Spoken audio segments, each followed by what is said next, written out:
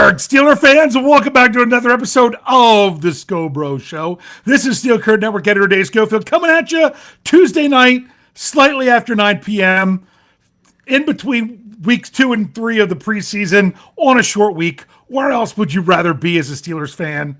And with me, as always, except when he's not, is my big brother, Rich, Big Bro Scho. How's it going today? I'm mighty, letting it all hang out.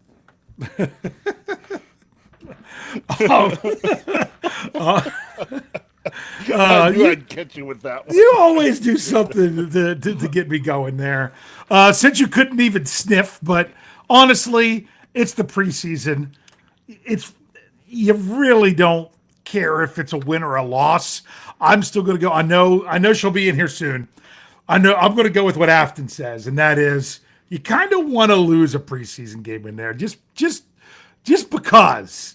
Just because. I know in the past it had been like, oh, if you go undefeated in the preseason, it's actually worse for you. Like, what was it? The 0-16 Lions were 4-0 in the preseason. I even think was it 0-16 or 0-17? I can't remember if they had switched to, no, it was still 16. Yep. Well, when the Browns went 0-4, they might have gone 4-0. If not, they were like 3-1 or something in the preseason. So there's always something to that. Bottom line is the Steelers had the ball with a chance to win, and they didn't. That's what was disappointing. It was a very different game, but we're going to get to that. And we're even going to get to the title of the show, which is all about a phrase that I can't stand to hear several months from now. But now's actually the right time to use it. We'll get to that. But before we do, I'm going to get a little bit nostalgic here because of something that happened to me today that was non-Steelers related, although I did run into Brian Anthony Davis while I was there. And that was 35 years ago, my big brother, if I recall correctly, because it was 35 years ago. Okay. So and several months because it was in the spring. Okay. Okay. I know we went to a movie.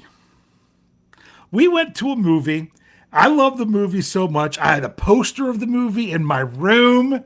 I got the VHS, I'm pretty sure, for Christmas that year. And it was my favorite movie for the longest time. One, Teenage Mutant Ninja Turtles. Today, took... Wait a minute. Yeah. What, 35 years ago was the first one? Yeah. Okay. 1990. It came out in 1990. 35th anniversary, it was back in theaters. And I took my family to see it today. It's funny, I ran into Brian Anthony Davis. He wasn't seeing that movie. He actually took a call and stepped out of his movie. And that's when I ran into him when I was getting there. But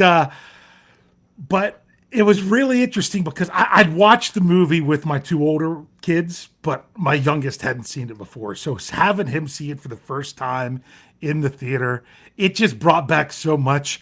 There's so many things I'm like, oh, this was so 1990 that was funny at the time. And I'm like, my kids don't get that. Like, they said something was a Kodak moment. I'm like, they don't understand that. They said it's kind of like moonlighting, referencing that TV show. I'm like, nice. My kids have no idea. I love that show. With those. But that's one that when I was in college, I had a roommate. We'd race back to the house and watch Magnum PI and Moonlighting. Yeah, so I was able to do that today with my family, and I just wanted to throw that back because of my big brother, I was able to watch the first one that was in the theater all those years ago. Do you remember going to see that together? No. Do you remember that we saw it in the theater? Yes, I remember seeing it in the theater. Yep. But I would have known, I think you would have been, I don't know. That was 90, so you would have been at the end of your sophomore year of high school, I think. Yep. Yeah. So anyway, and wait a minute. You said when we went, let's see, for me to have driven, you would have had to been. I don't know if you drove, but I know you were. I thought you were there. Okay. So if we're going to talk nostalgia, then I'm going to share my little piece of nostalgia. Literally. Okay.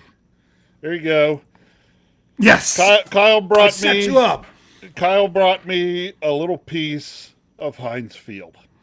Yes. Now, for those of you on the audio side, what it is they have them. He says that they're in the big pro shop. They're They were the front piece of the cup holders that Yep. were there at Heinz Field, and it's got the logo of Heinz Field and everything, with all that stuff.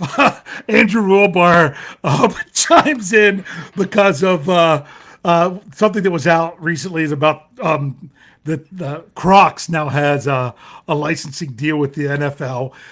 Jeremy Betts was taking shots at Crocs in our Slack channel today, and made some reference about kids' shoes, and people were I let him have it, and I said, and I resent the fact being called a child. Now, excuse me while I go watch my Teenage Mutant Ninja Turtle movie.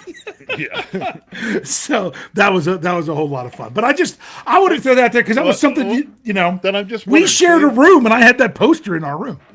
Dave, what are you wearing on your feet currently? Crocs. Yeah. Dave, you want to know what I'm wearing on my feet currently? I'm going with Crocs. Crocs. Why? Because It's not a fashion statement. No, it's not a fashion statement. Actually, this is like only the second pair I've ever owned. The first pair I never wore.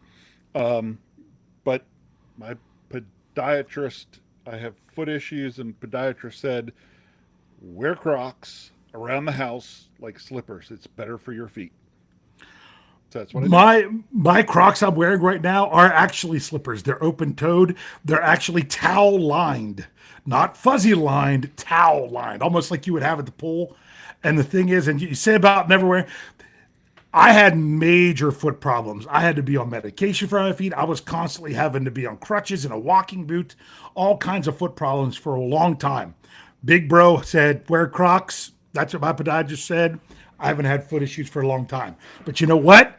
I also don't have much time because there's not much time between Saturday night's game and this Thursday's game. No, there's not. Sorry, Andrew got us even more off topic bringing up Crocs. But what we're going to talk about now is funny because I don't mind because he took a shot at Crocs in our Slack channel. I'm going to kind of take a shot at Jeremy Betts, although for those of you that know, I love Jeremy's takes on stuff. I trust him. Him and Roy Countryman are the two guys that I listen to the most about the draft. No offense to Andrew Wilbar, just because I have more communication with Jeremy. But there's something that he says sometimes during the season that drives me nuts. And we did a show last year about phrases that we couldn't stand. And this is one of the phrases I can't stand. And Jeremy uses this an awful lot. And that phrase is, see what they can do. That phrase drives me nuts when people talk about that with the Steelers, especially in November and December, that you want to talk about, they should put this, the Steelers are having a problem at, I don't know, let's say safety. They should put this player in and see what they can do. I'm sorry, regular season games in November is not where you want to leave something up to chance to see what someone can do. That's what practices are for. If they show you enough in practice, then go ahead and feel confident with putting them in a game. But you want to know what? This time of year is the see what they can do season. That's really what it is. And based on,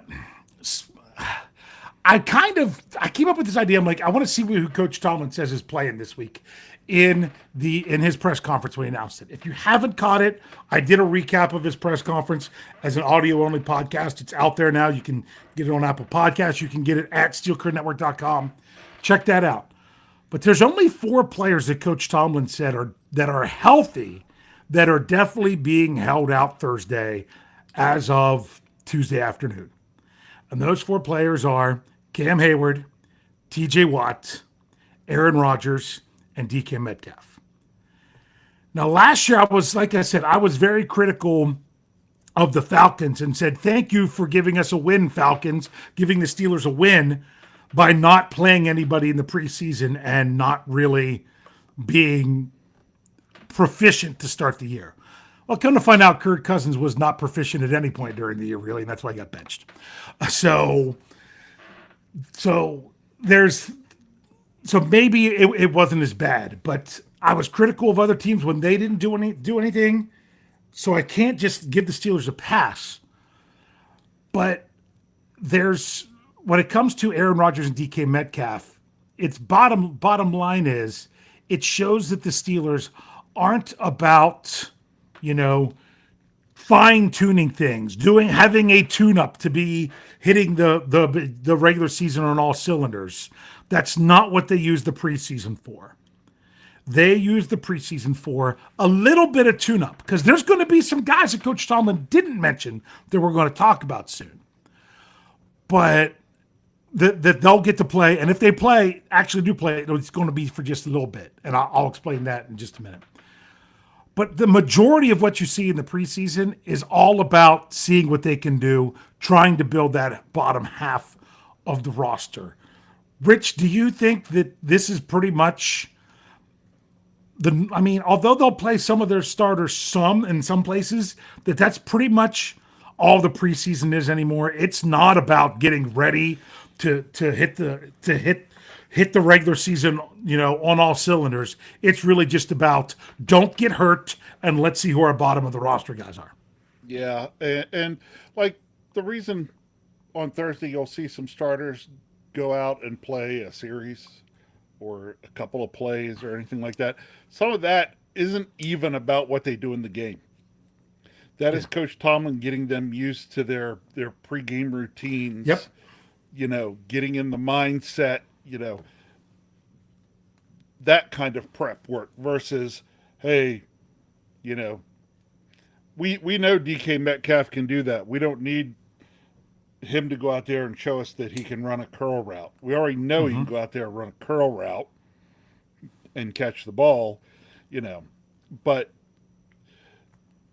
that's why even those, you heard the four that you mentioned are guys that you don't even worry about. They've done that prepping for game stuff so much that doesn't even, matter a whole lot. But your Zach Frazier's and your second year guys, even your third year guys, you're still wanting them to get used to that pregame routine and be into that for game one. Yeah, that's exactly right. But even look at the guys like Zach Frazier. How much did they play last week? Like maybe 15 snaps, if I'm remembering right around there. A lot of your guys that could possibly play, even if they do, it's only such a little bit. So the question is that little bit worth it? And you're exactly right. It is really about going through the game prep and stepping out on the field to start the game. It's not about how long they play. No. So it's, the second someone gets injured, it's like, why did you even bother? And I'll be honest with you, it wasn't that long ago that we saw, TJ Watt go down in a preseason game, getting blocked by, it was Hawkinson when he was with Detroit. And those kind of things do make you think twice about, is this really worth it? Had we seen enough from TJ Watt beforehand to bother with that risk? So even if the Steelers played everybody, I would be shocked if any of the players that hadn't played in the first two preseason games saw more than 12 snaps. I would be shocked if any of them. Now, there are some that are supposed to be primed and ready to go. But I'll be honest with you. I would not be shocked if half, if not all of these players don't end up even dressing for the game. Or they could even warm up for the game and ultimately not even play a snap. Because Coach Tomlin's even done that to people before. He would get them ready. They would all be ready for game prep. And then when the time came, said, nope, have a seat. Yeah. And the reason why I think that could be happening is something that he said in his press conference today. And that was Coach Tomlin said, if we have the right dance partner, if Carolina, what they do, and he said with Bryce and Chuba. In other words, if Carolina plays all their guys, Coach, Carolina already announced that they're not playing any of their guys. They already did that. So knowing that, and Coach Tomlin's like, well, we'll leave it open to see what they're going to do too. I wouldn't be shocked if a bunch of these guys don't end up playing. Now let's go through the list and help me to see if I miss anybody of the names that weren't listed of being definitely held out that could play this week. Now remember, if anyone's dealing with injury, it wouldn't be them. So you're talking about like, well, see, someone like Alex Highsmith, is he still dealing with injury or not? Is Jonnu Smith still dealing with injury? I don't know. But Pat Freiermuth was, you could possibly see him for a little bit. Isaac Seumalo, Jalen Warren. I'm trying to think if there's anyone else on offense. I said Alex Highsmith. You're talking Patrick Queen. And then, of course, your three cornerbacks in Joey Porter, Darius Slay, Jalen Ramsey, and safety Deshaun Elliott. All of those guys could see a few snaps on Thursday night. But would it shock you if most of them don't? Oh, I would expect a lot of them to not. There may be a couple that do. A couple do, but not all. No. All right, so you're not gonna see Slayton. You're probably not gonna see Ramsey. Slay. You might get, that's what I meant. Slay. Yeah. I know. Don't mind me. Slay, Ramsey. Yeah. You might see JPJ for a couple snaps, but honestly, wouldn't surprise me if it was even out there 2 snaps and out. It wouldn't even surprise me if it was literally just a couple snaps. Elliott,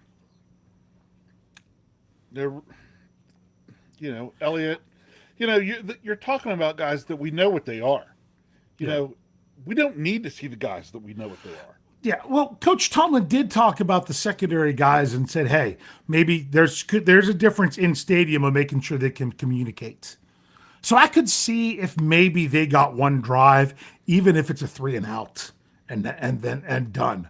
But I don't know. What about like someone like a Pat Freiermuth or Jalen Warren? Again, you might.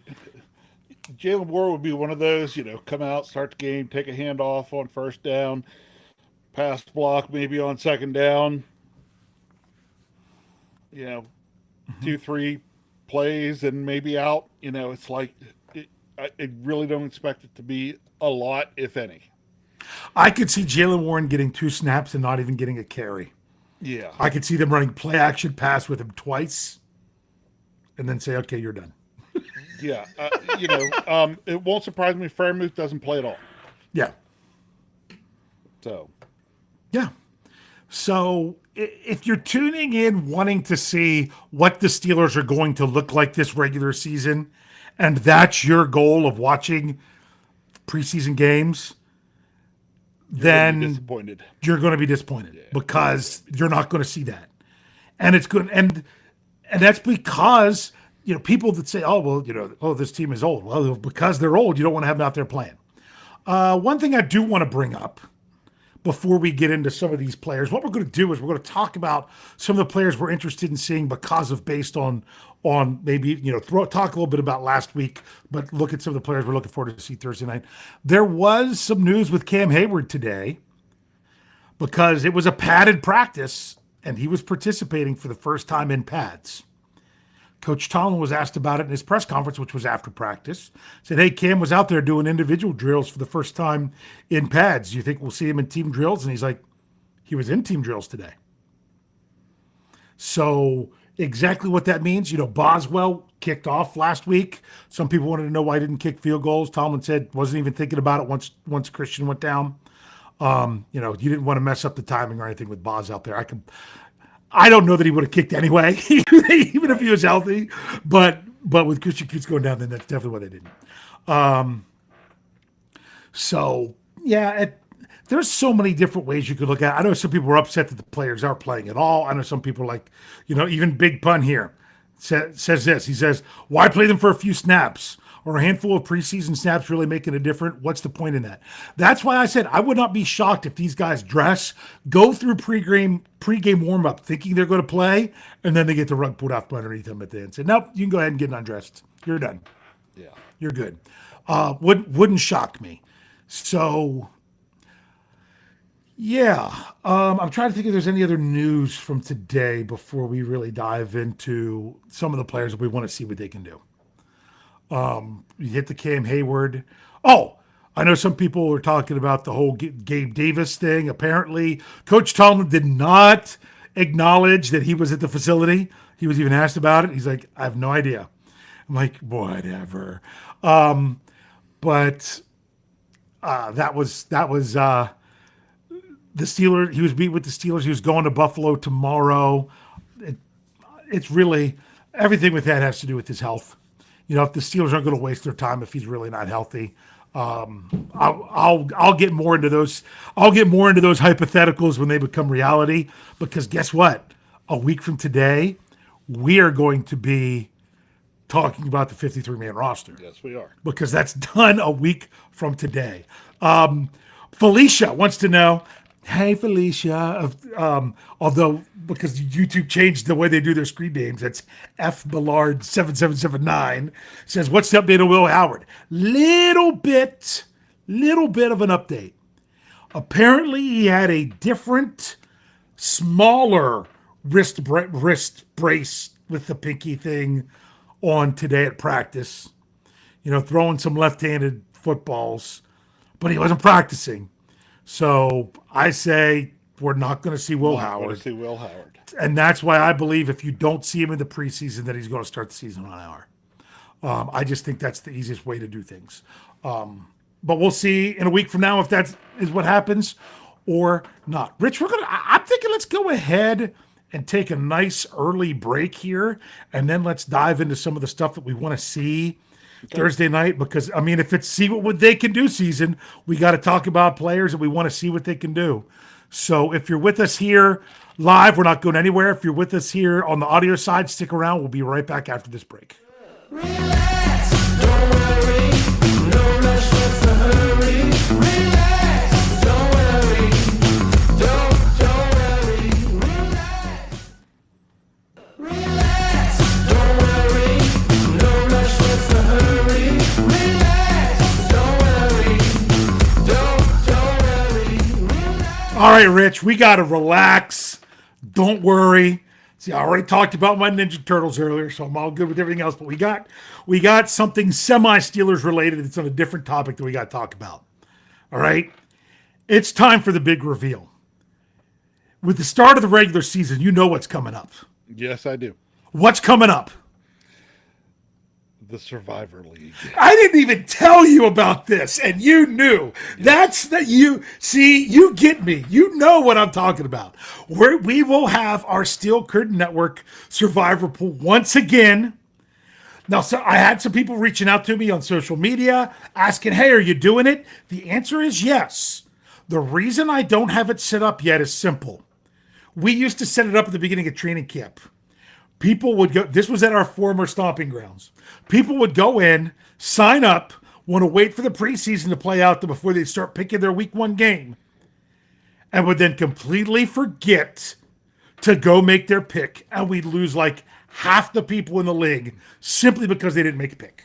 Yep. Maybe not half, but like a third. We lost a lot of people just by not making a pick. And now that still happens no matter what. It happens more in week 2 than anything. But I try to do it at a point where when you sign up, you can instantly go make that pick. Now, the thing that's cool is once you make it, as long as the game hasn't happened and it reaches the Sunday 1:00 deadline, you can go back and change it. So you can change your mind. But sometimes you want to go enter a pick to make sure you have something. But we always do this for a prize. And it's generally a piece of something that has a signature of a current or former Steeler. For the long time, it was a football. Last year was something different. Do you remember?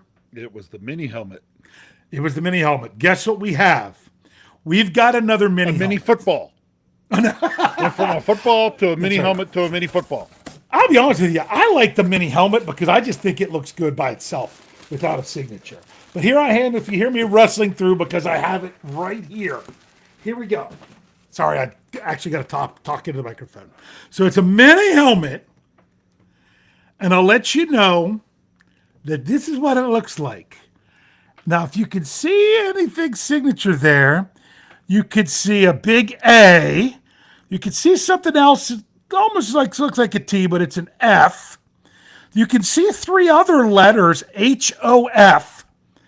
And you can also see the number 66. What do we have here, Big Bro? That would be the autographed mini helmet from one Alan Faneca. That's right. We're going with an Alan Faneca signed mini helmet. Got it right here. Certificate of authenticity right there in the face mask. This is a nice prize. This is it. I tried to do something like this. I've kind of gone more to the former players now because I was given a hard time because I would do something and the player wouldn't be around anymore. I'm trying to remember. Was the first year Pouncey? That I know was David DeCastro was in there. Yeah. So some people were saying that. I know I had a Cam Hayward in there one year because I had a signed Cam Hayward football, got a Cam Hayward signed mini helmet, and then did my football as the prize. I think Minka Fitzpatrick was in there one year, but last year was Donnie Shell. Last year was assigned Donnie Shell. So this year I like going with the former player because I don't know that you can go wrong with those. So it's a signed Alan Faneca mini helmet. That's going to be the prize for the survivor pool. That's going to come out. I don't know if it's going to come out after the game over the weekend or if we'll hold it until something like next Monday or Tuesday. I got to ask Jeff Hartman about that. Sorry, Jefferson Bartholomew Hartman about that to see what's going on. But that will be coming. So make sure you're checking SteelCurtainNetwork.com. We'll have everything there. We'll announce it even more on our podcast. We will definitely be talking about it next week on the podcast. But thought I would give the nice little review. Now, What do you Dave, want to say can I- there, bro? Can I tell you the perfect strategy for the survivor pool? Okay. The perfect strategy for your week 1 pick Okay. is that you pick the Baltimore Ravens. Mm-hmm. Here's why. Because if the Ravens win, you never have to pick them again. Mm-hmm. And if the Ravens lose and it knocks you out, at least The Ravens lose. I did that last year. I did that. A couple of years ago, a few years ago, and one year I got knocked out. I picked against the Steelers. I did Cincinnati the one year for The that Cincinnati. And I'm like, you know why? Well, because I'm not going to win this. I'm not going to keep this. It wouldn't matter if I win. I'm just there to run everything. So I picked that because the first week, I pick a game. I pick someone that if they win, I'm fine to move on. But if they lose, I'm even more happy that team lost. So you're right. That's a great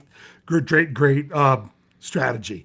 Here we go. John S. says, I usually make it to week 2 and then I manage to lose. So I won't be winning it, but it's still an awesome prize. Yeah. So it's fun. And it costs nothing. It is free. It's 100% free. We do it through Yahoo, which is free. All you need is a Yahoo account. The only rules are that you can't sign up multiple times under the same Yahoo ID. And if you are under 18, you must have someone who is over 18 accept the prize for you if you win. So if you have, sign your kids up. If your kids are signed up and they win, that it's fine. That's win. Great. But I have to send it to a parent. I did have that. Let's see. I had that happen. That was for a different contest. It wasn't for this one. No, we had but someone I who was remember when 17. you had that. Yeah. Yeah, and they're like, no, that's cool, and that's just what we do. So that just makes everything covered there pretty well. All right, let's get into see what they can do. This is like I said, the only time of the year I really don't mind this phrase. So we can kind of mention last week's game some as we go, but saying we're less than 48 hours away from the Steelers' next game, we're going to do it with a looking forward mentality. Rich, is there somebody who's either someone who, because they're young, they still need some experience, or because they might be fitting a specific role with the Steelers that isn't necessarily the highest profile, that they're going to get some playing time, or someone who just maybe they'll make the roster, maybe they won't? anyone in particular you want to talk about that you would like to really see what they can do in this last preseason game? At this point in time, usually is when I'm out there stretching or things that I've seen, or a guy that showed me a little bit of something, and I'd like to know a little bit more to determine, if he makes the 53, does he make the practice squad, or was he really just a body? Okay. Yeah. So some guys I'm thinking about are like Max Hurlman. He's been okay, and he's even done a little bit in games, but I'm like, how does he really fit? Does he really fit? Could he make the 53? Because he also can do some special team stuff. Does he not make the 53, but on the practice squad? Because you see there could be something there. This is where I really start to look even further down the line at guys, because you know who your first string guys are, and you pretty much know who a lot of your second string guys are. What you're really looking down is to that third string and beyond, or somebody that has just really outperformed way better than you think so. Yeah. Well, see, the thing, like with Hurlman, he had a really nice week in week one. Yes. He struggled in week two. Yep. I'll be honest with you, that was a bullet coming at him that he didn't catch in the end zone. But you're still an NFL player. You got to catch it, even if he's throwing it that hard. And the thing is, he seemed kind of wide open. So he didn't have the best week. It'd be nice to see if he could bounce back. I know exactly what you're saying, but I know, because I have him. I have him sitting there on kind of like on my bubble. I did my On the Bubble article last week. I'm going to see about, trying to get one in here before the game on Thursday about some players that are on the bubble. I have my last 4 in and my first 4 out for offense and defense. If you ask me right now, he's off the 53 and onto the practice squad. Yes. Right? That's where I have him. If he comes back strong and plays a lot of snaps and plays really well, then you start to think, oh, could he, because he's in that, and to me, he's in that last 4 on, first 4 out kind of deal. Yeah. Right? And what does he show? But at the same time, then sometimes you got guys you're wanting to put onto the practice squad that you're like, don't play him too much, coach. Don't play him too much. We got to get him. Yeah. Got to get exactly. him through waivers first. Exactly. And I don't know that there's going to be a lot of people lining up. I mean, if Max Hurlman comes out and looks that great on Thursday, because remember, I think there's only 2 games Thursday. So other teams could be watching if they want to. Right. That's just kind of nice. You got to admit the Steelers are going to have a little bit longer break because they play on Thursday and everyone else plays Friday or Saturday. But yeah, look at that. Bye week, right? Yeah. The mini bye. Yeah, exactly. So they had a little bit of a mini bye to start. So if he plays that great, he's probably going to find his way onto the roster. So to me, he would be a guy that would almost, like, no joke, Jeff in his 53-man roster prediction has him at fullback. Mainly because he's listed as a running back, but he's playing some things that are more like tight end. And that's why he thinks of him more of an H-back, so he had him as the quote-unquote fullback. I could completely see that. But I don't know if someone like that is worthy of a 53-man roster spot if they don't think they're going to lose him, because then you have him being able to call up 2 players, or is it even 3 now? I can't even remember if they changed that or not. Every week from the practice squad makes such a big difference with how you do the practice squad. Yeah. You can, and how you even break down your different positions that you have. I think the Steelers have taken an approach with something like running back. Hey, we're going to keep 3 on the roster, but we're going to have 2 or 3 in the practice squad. So we're ready to have them to come right up if we need to. That's the kind of, if you skimp on the 53, you almost have to carry an extra one on the practice squad. That's why I say the Steelers don't carry a quarterback on the practice squad as long as they have 3 on the roster, because they have all 3 on the roster. Right. You don't really have have that need. You're only going to bring a guy on the practice squad if you're worried about somebody else being injured, as an injury possibility. To me, coaches Go have ahead. really learned how to take this rule and use that practice squad as an extension of their roster. Yeah. And there are some teams that they call up players every week. The thing is, for every player you call up, you have to have a player that's on your 53 inactive. Yeah. Now, if you got guys hurt, that's fine. That's no big deal. So there you go. Here's one that I want to bring up because I was about ready to talk about this. Yep. Pickens, you big dummy, says, heard Rock Taylor was in Tomlin's doghouse. Any reason why? I have no idea if he was in Tomlin's doghouse. All I know is that he was one of my on the bubble guys just off the roster. And he got waived on Monday. Yeah. So, yeah. Yeah. When that happened, I said, there's got to be something else there. Yeah. We don't know what it was. Did he? Yeah. What was it? Something on the field? Did he say something? Something happened in the locker room? Who knows?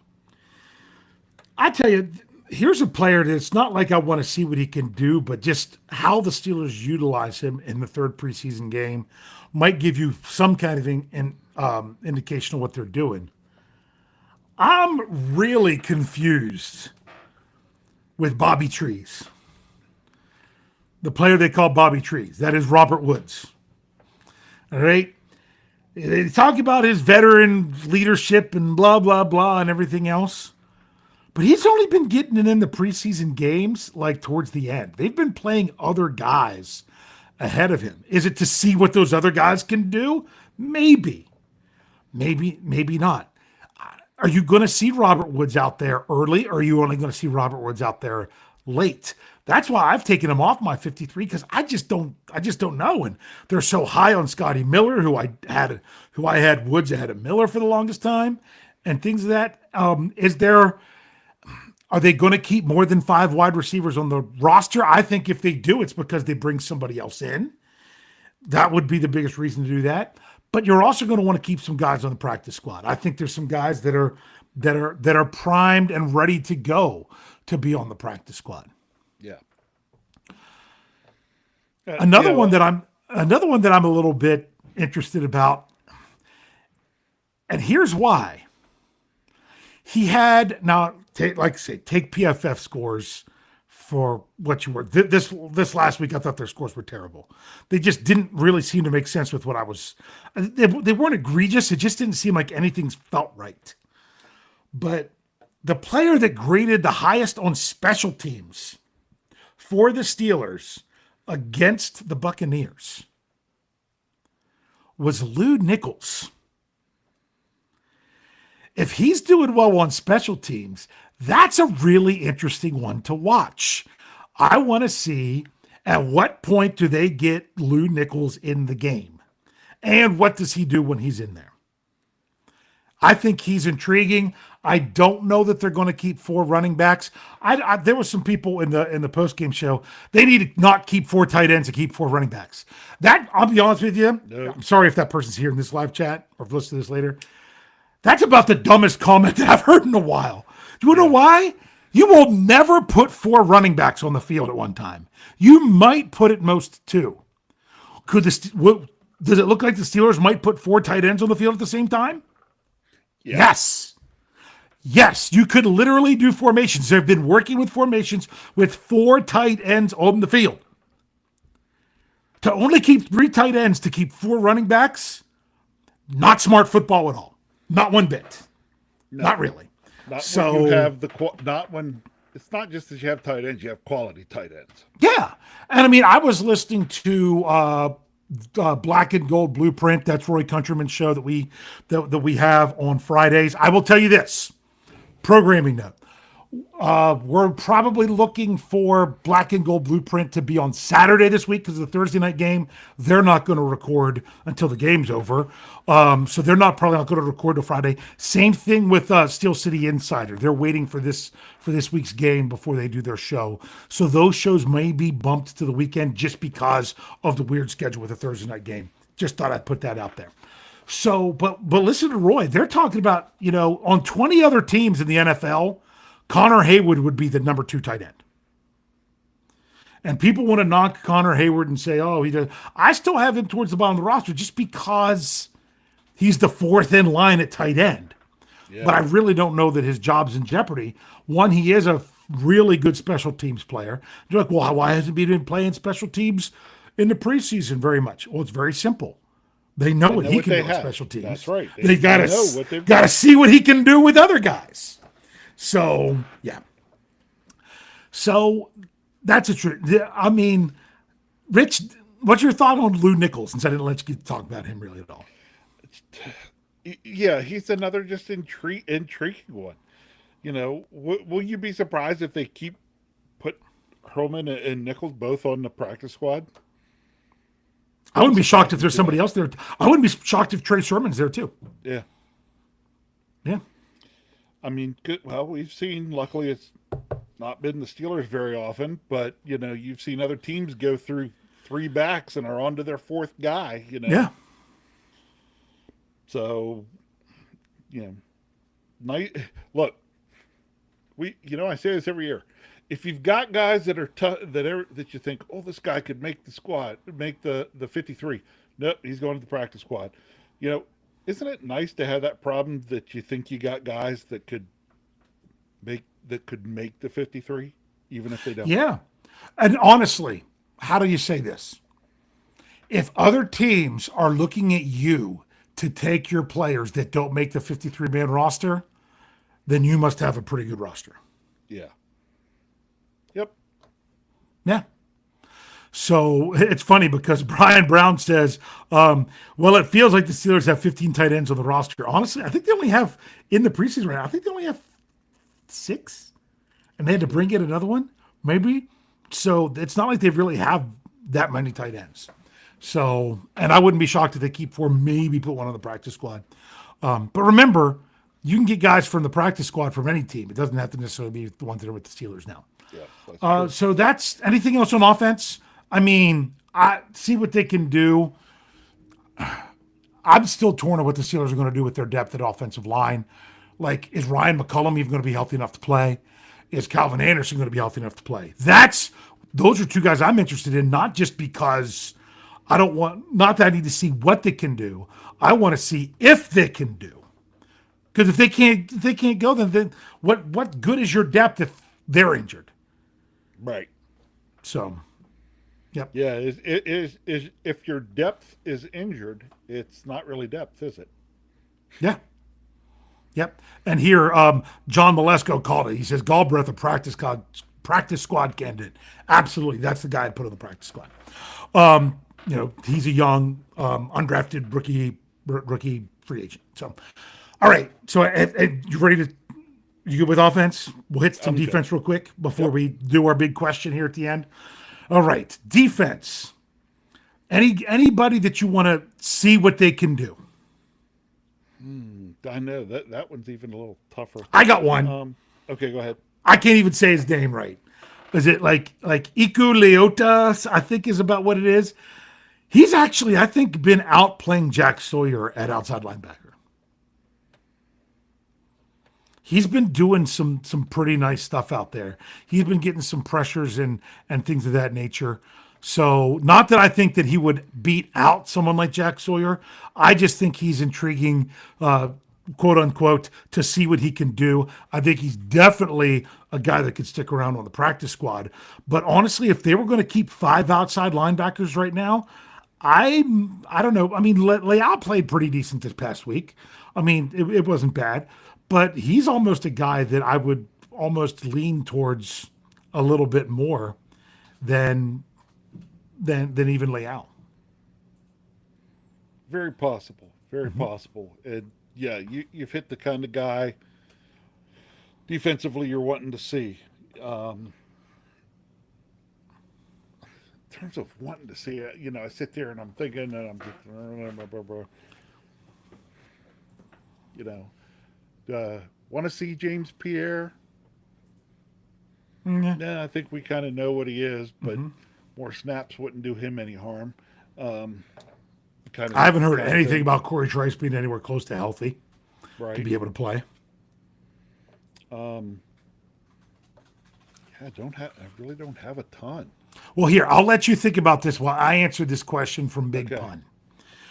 Big Pun says, don't you have to place a practice squad player on the 53 man if you poach him from another team's practice squad? Yes, he's got to be there. You've got to pay him for a minimum of 3 weeks. Even if you release him, you'd have to pay him for the 3 weeks. Okay? But that's not what I was talking about. That's talking about once a player is signed to another team's practice squad. You're exactly right, Big Pun. But I'm talking about at 4 o'clock on Tuesday when teams get down to 53 players. There's the waiver period.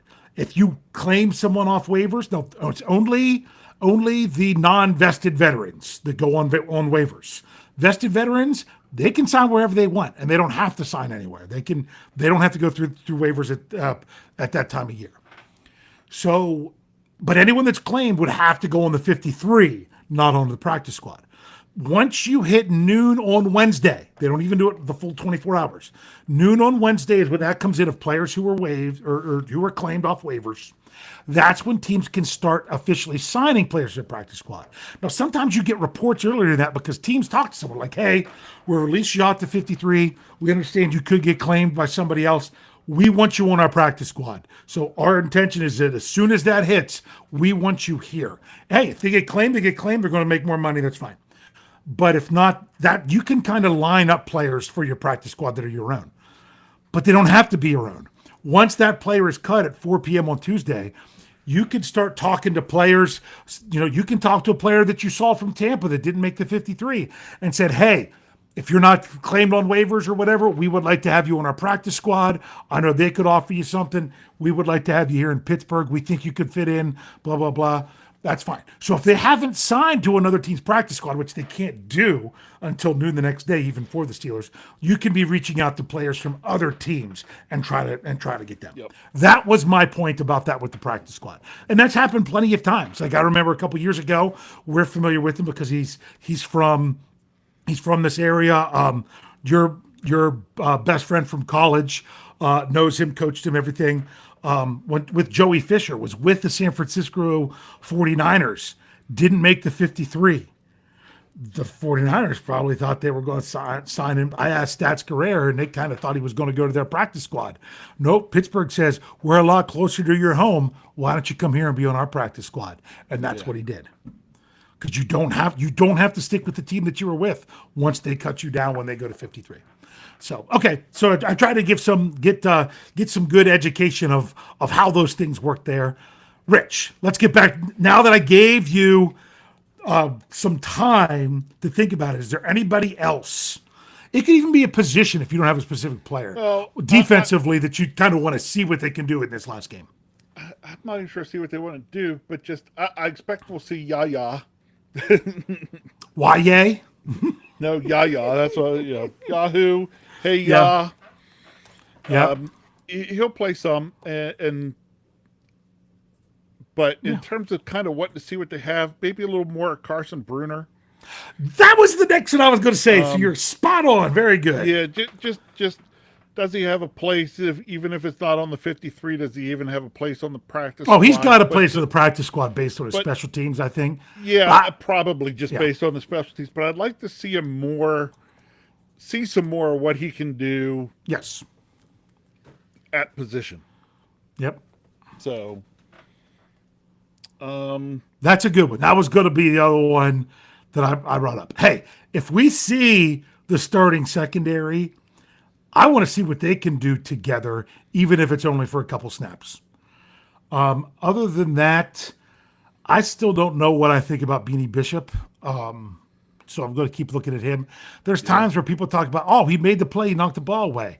Some of them are almost like if the quarterback would have made a better throw, Beanie Bishop's going to look bad on that one. Like I said, I can't remember if those were more in week 1 versus week 2 because I actually watched the first half of week 1 over again right before the week 2 game, and it's all running together with me with that. Who's the other defensive back that played really well? He's the same number as Skylar Thompson, 17. Jameson, Deshaun Jameson. He played really well in week 2. I would like to see him a little bit more. I don't think he could make the 53.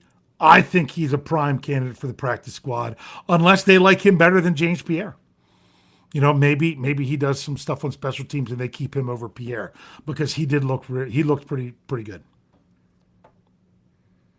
Very possible. Very Yeah. possible. So other than that, I mean, Logan Lee, I'd like to keep looking at him, make sure, because to me, he's one of those bottom of the rotation guys that I think is going to make the 53. Guys like that. So yeah, Matt Cat's right. I missed it. It jumped on me. Where'd it go? This was about Jameson. He said PFF loved his last game. Yeah, they did. So, which is pretty interesting stuff. Last but not least, I hope it doesn't jump on me because I saw one earlier comment that I really want to go back and hit up. Here it is. Nope. I found the person, but that wasn't the comment. Oh, how far back do I got to go? Here we go. Steeler Chick 46. Want to see the punters battle. Yeah. Still probably one of the most interesting things still going on. I said it was going to be one of the most interesting things in camp, and it turns out it has. It really is. Well, I mean, Corliss Waitman's been booming the ball, but you also have to look at Cam Johnston's been getting fair catches at the 10-yard line and inside of it, which is, you're getting that hang time and pinning a team that deep. That's good to see as well. So I definitely agree with that one. So, all right. And honestly, see what they can do. What we want to see more than anything from Thursday night is please no injuries. Yeah. That's the biggest thing we want to see more than anything. So, all right. Anything else you want to say, Rich, here before we get to the big question? All right, everyone, you know what the big question is. We get to do this for one last time in the preseason. I'll ask Rich. I'll give mine, and then I'll have you all put yours for us to bring up in the live chat. Rich, give me your score prediction in an absolutely worthless game, or worthless. Sorry, worthless is bad. Meaningless game on Thursday. Worthless. Yeah, that last preseason game is probably one of the hardest games to even come up with a score. I will say that I am going to just try to enjoy watching it for football and really trying to focus in on certain guys. Yes. But in the end, I'll say the Steelers eke out a victory 15-13. 15-13. That's a good one. I'm going to take the Steelers just because I can, and because if Carolina's not playing their starters and the Steelers don't win, I'm going to be really disappointed. I'm going to go Steelers win 22-11 because we get some weird things that happen here. So I'm going to go with that. At this time, I'm putting that out there. Hopefully that comes up here pretty soon for you all to start putting your scores in there. It's funny because Big Pun brought up a thing. He's like, how about what we previously cut Waitman to keep Harvin? Yeah, I'll be honest with you. Corliss Waitman's a better punter now than he was the first time he was with the Steelers. He's really continued to hone in his craft. And I think if he's not the Steelers' week one punter, he should be somebody's week one punter. Yeah, because I think tell you what, he is inside the top 32 punters in the league right now. Yep. Both the punters in camp for the Steelers are. So whichever one is not with the Steelers will be somewhere. Yep, I agree. So here we go. Before they start jumping on me, Matt Cat 49, he's got 27-13 Steelers. Rich, you're going to love this. It's a different name because of the way YouTube's doing the names now, but it's at Howie616, 10-10 tie for old times. So gotta love it. All right, now once again, I gotta try to get caught up because these are skipping on me.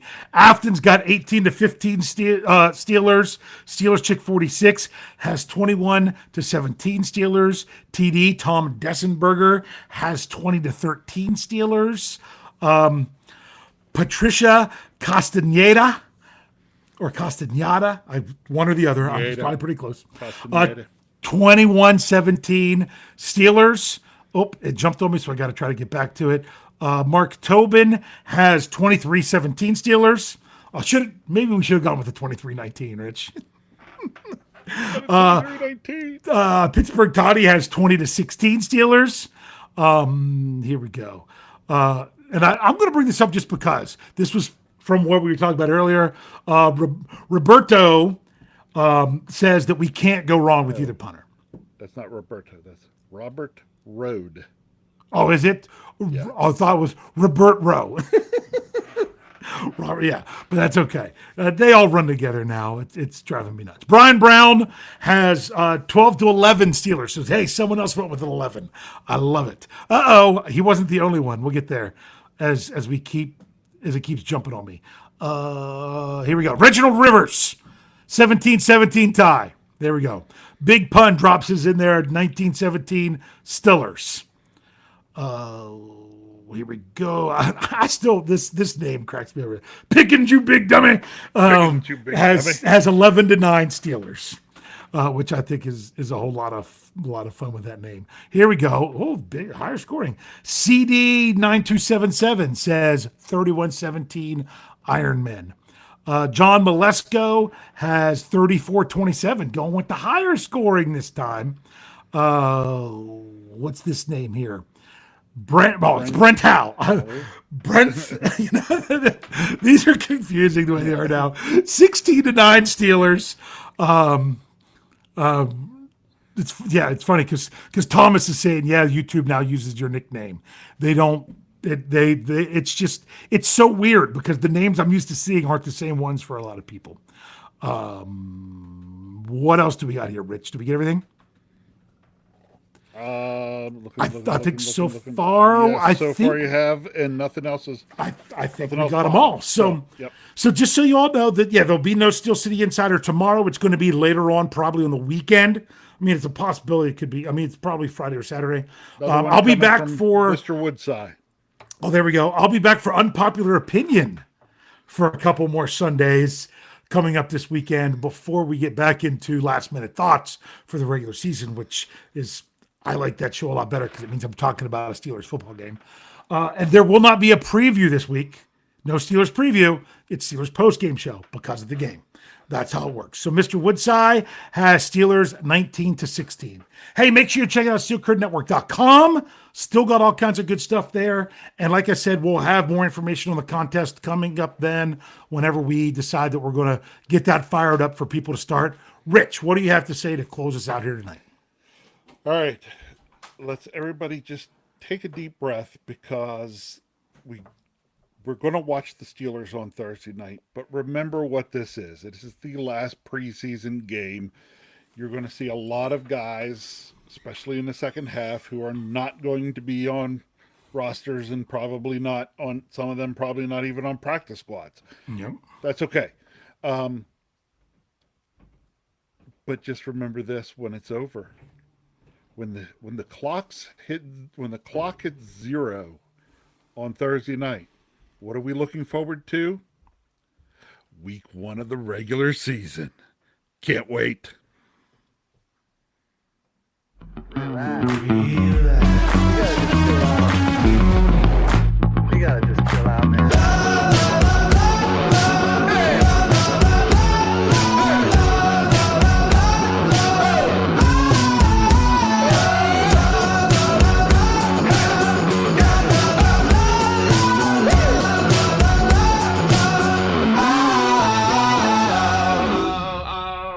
Can't wait.